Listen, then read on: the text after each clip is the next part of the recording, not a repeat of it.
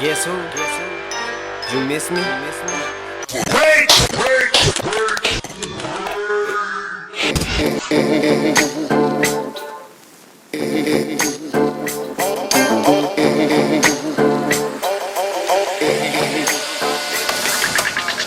If it rains up out here on my one rain like this. What the spell kill me?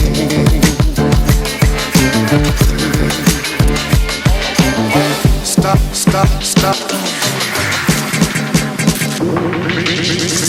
If it rains up out here, what does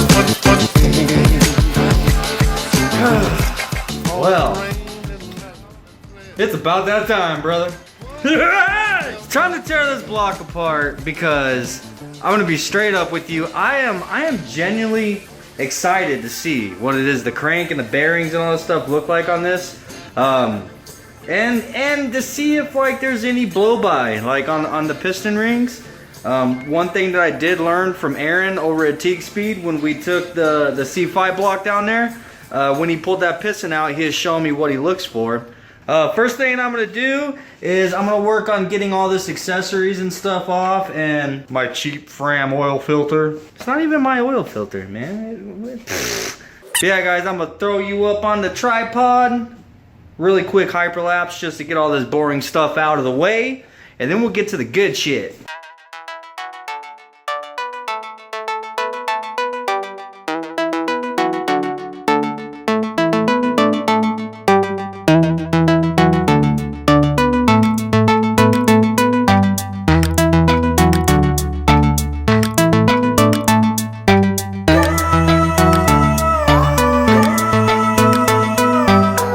I showed you guys this before, but now in order to get this freaking nut broken loose, especially with the engine being on a stand, it makes it a little bit more difficult.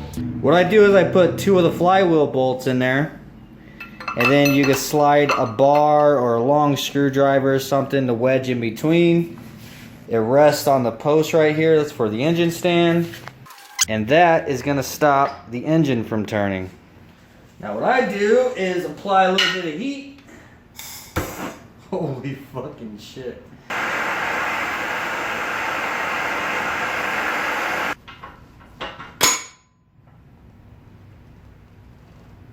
Yeah.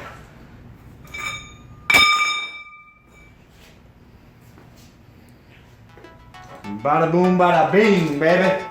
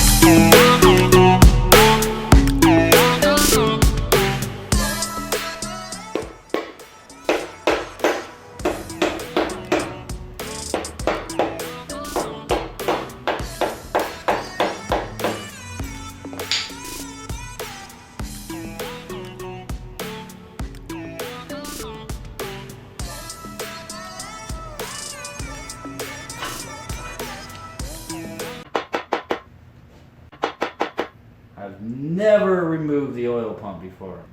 Like, this is a learning experience for me. I just try to look it up on YouTube right now, but I didn't have the patience for it. Oh, I don't want to fucking... Oh. Alright.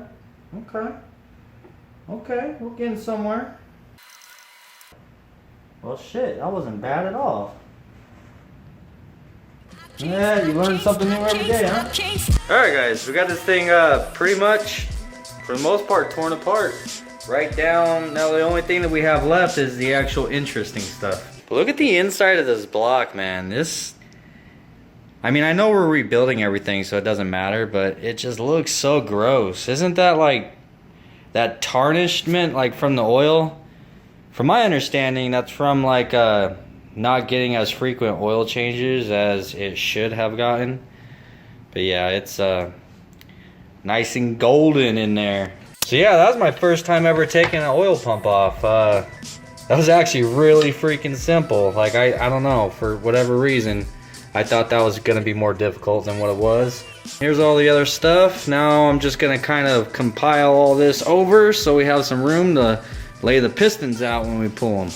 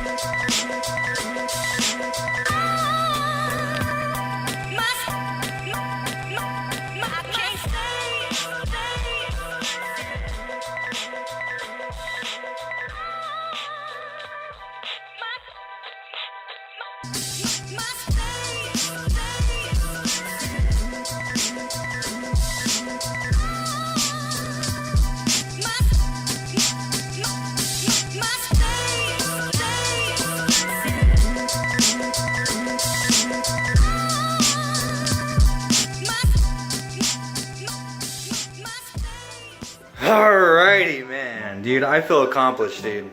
I feel accomplished. This thing is as bare as it can fucking get, boy. I mean, I do still have a couple little sensors and stuff, but I'll get that stuff out later. I'm not fucking worried about it. But for the most part, we got this thing all taken apart. And now I'm gonna kind of just go over everything and show you like closely like what the bearings and what the crank and everything looks like. Surprisingly, I think this looks a lot better than the Type R did, for sure. The bearings and stuff. I mean, they show signs of wear, but I'll just show you. You see, like, there is buildup between the piston rings. Like, I would imagine that means that they were getting some blow-by, so they are probably, you know, kind of worn. Here are the main caps, which, I mean, they don't look as bad as the Type R block did, obviously. Well, that one looks kind of, from my understanding, these are heat marks, so that could be from running low on oil, or I guess, you know, given the staining, how stained up the block is, and pretty much all the internals. I guess it could also be from not doing proper oil changes as often as you're supposed to, and the oil just breaking down and not lubricating things properly and keeping them cool. Ugh. Jesus Christ, dude. Cranks are freaking heavy. Holy crap. So all the crank journals, like, I mean, they look good, dude. There's none of those marks on them. Like, my camera's twitching out right now with the lighting in here. But I looked around all of them, and the crank literally has 0 marks on it. There's none of those marks that we had on the Type R block. But there is, like I said, like some of those heat marks on the bearings themselves. Slide this out of the way some. That's a lot lighter now. There's the rod bearings. You see, those ones definitely show some heat marks.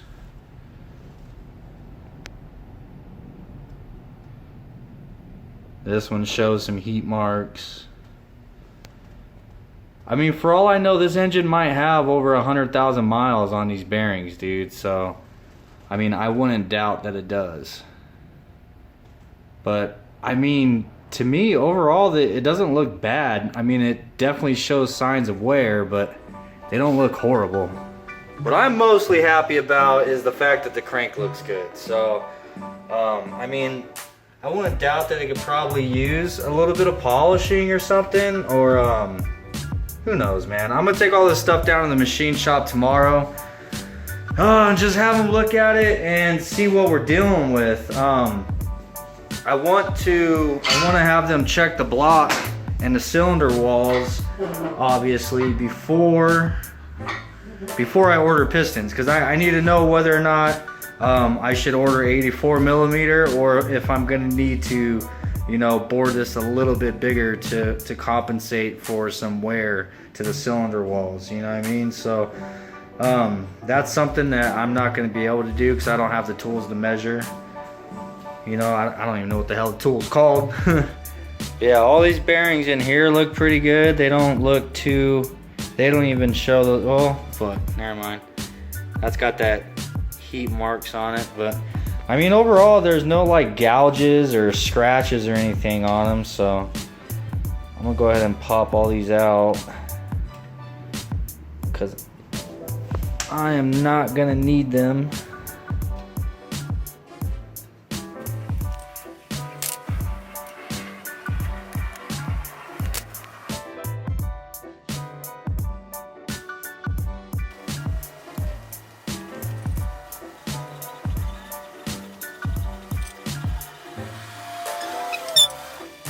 Alrighty, here we go. You see, now again, I don't know what I'm looking for here.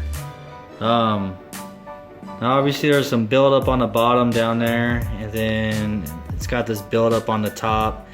And from my understanding, that's normal. I do feel like a little bit of like a lump right here. Like it feels beveled. I don't see, like I don't know if that's what machinists look for to figure out whether the block needs to be bored. Whoa, this one looks a lot dirtier. I don't know what all that is. I guess it just needs to be, I think this is the kind of stuff that'll just come out whenever you hone it. But I don't see any kind of cross hatching, so I'd imagine the last time this block was honed, it's probably been some time, because it's been long enough to wear off all the cross hatching marks.